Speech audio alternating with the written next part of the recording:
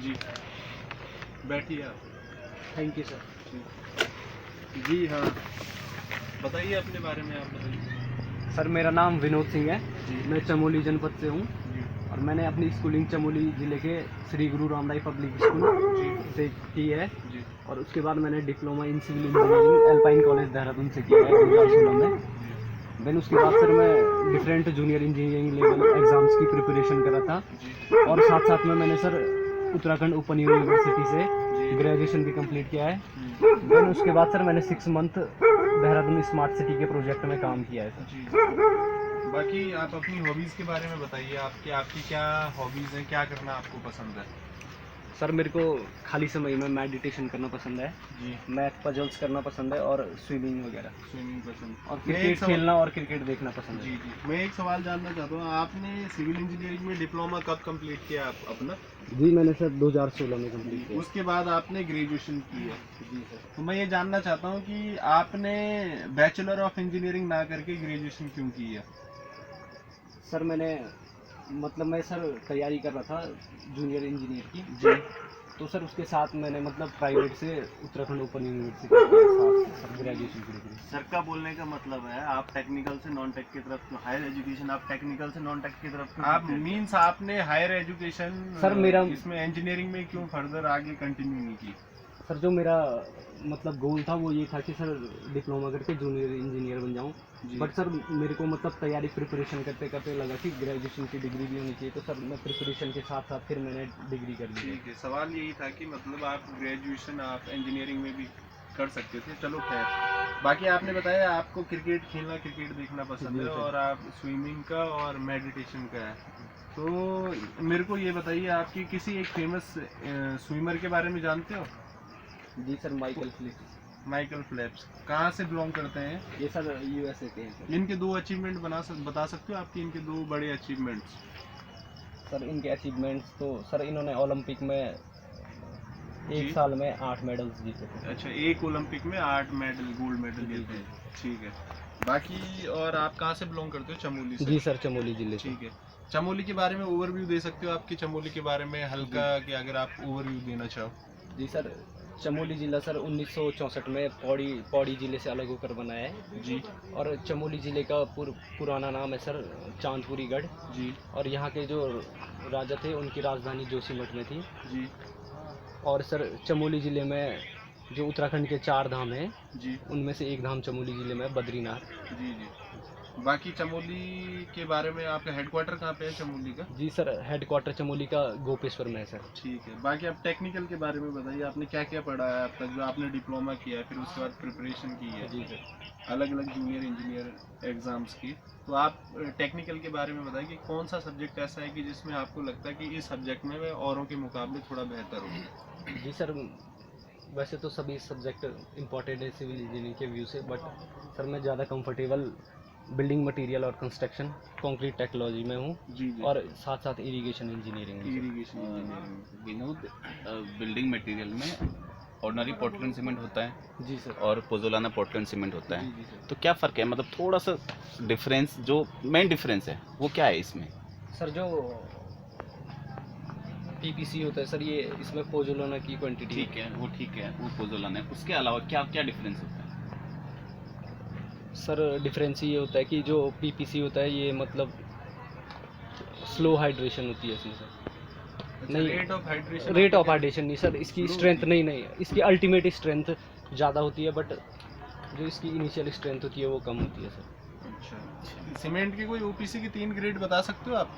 जी sir, OPC 33 grade, 43 और 53 grade. Okay. Fineness किसकी सबसे ज़्यादा होगी? कौन से ग्रेड की सबसे ज़्यादा फाइननेस होगी सर इनमें से? 55 ग्रेड ओपीसी। 50? 53। ठीक है। बाकी आप मेरे को एक चीज़ बताइए, आपने कहा इरिगेशन इंजीनियरिंग आपका अच्छा सब्जेक्ट है। जी सर। आप इरिगेशन के अंदर ड्यूटी को डिफाइन कर सकते हो? जी सर। ड्यूटी क्या होती है?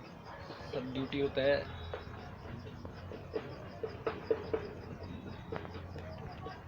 एक मिनट सर।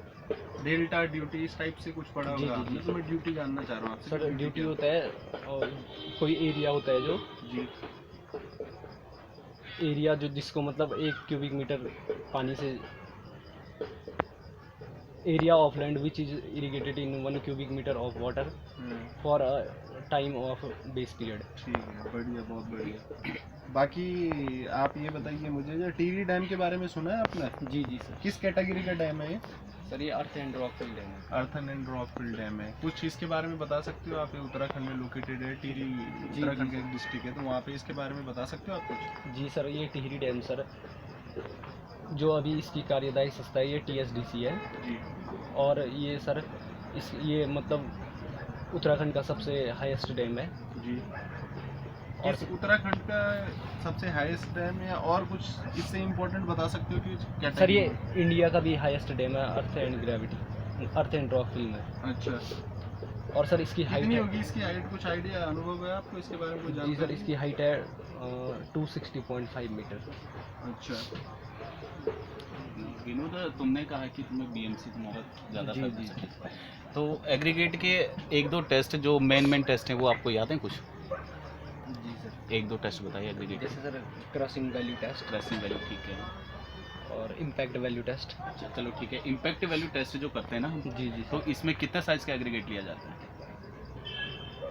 इम्पैक्ट वैल्यू में सर 38 mm 38 mm से नीचे को। इम्पैक्ट वैल्यू में जो हैमर यूज करते हैं कितना वेट होता होगा उसका, और फ्री फॉल हाइट क्या होगी इम्पैक्ट वैल्यू टेस्ट में? कुछ आइडिया है इसके बारे में? आइडिया तो नहीं है सर। जी जी, चलो कोई बात नहीं। आप एक चीज़ बताइए मुझे कि क्यूब कास्ट करते हैं हम कंक्रीट के अंदर, और सिलेंडर भी कास्ट होता है बहुत जगह, क्या डिफरेंस है दोनों में? स्ट्रेंथ के मायने में आपका क्यूब ज़्यादा बेहतर होगा या सिलेंडर होगा? सेम वॉल्यूम के क्यूब और सेम वॉल्यूम के सिलेंडर कास्ट करने पर? सर जो क्यूब होता है उसकी स्ट्रेंथ ज़्यादा आती है सर, अच्छा, 1.25। ऐसा क्यों होता होगा, कुछ आइडिया? सर जो रिस्ट्रेनिंग फोर्स होता है इसमें, रिस्ट्रेनिंग उसकी वजह से होता है सर। अच्छा अच्छा अच्छा, चलो। विनोद, हम 2 क्यूब यूज़ करते हैं, जी सर। 10 सेंटीमीटर इंटू 10 सेंटीमीटर और 15 सेंटीमीटर इंटू 15 सेंटीमीटर। तो किस केस में 15 सेंटीमीटर का करते हैं, किस केस में 10 सेंटीमीटर वाला करते हैं? सर 2 क्यूब होते हैं ना जी जी सर। कंक्रीट के, तो किस केस में करते हैं 10 सेंटीमीटर का और 15 सेंटीमीटर? सर केस की तो जानकारी नहीं है but- चलो छोड़ो, इसी सवाल को मैं मॉडिफाई कर देता हूँ जी आपके। सर। आप ये बताइए, आपने सपोज दैट कि एक 10 सेंटीमीटर का क्यूब कास्ट किया है, सेम ग्रेड ऑफ कंक्रीट, जी जी और सिमिलरली आपने 15 सेंटीमीटर का क्यूब कास्ट किया, सेम ग्रेड ऑफ कंक्रीट, किसकी कंप्रेसिव स्ट्रेंथ ज़्यादा बेहतर आएगी? सर जो क्यूब जिसका सरफेस एरिया छोटा होगा उसकी स्ट्रेंथ ज़्यादा आएगी। ठीक है, बहुत बढ़िया। बाकी सर आप कुछ पूछना चाहते हैं?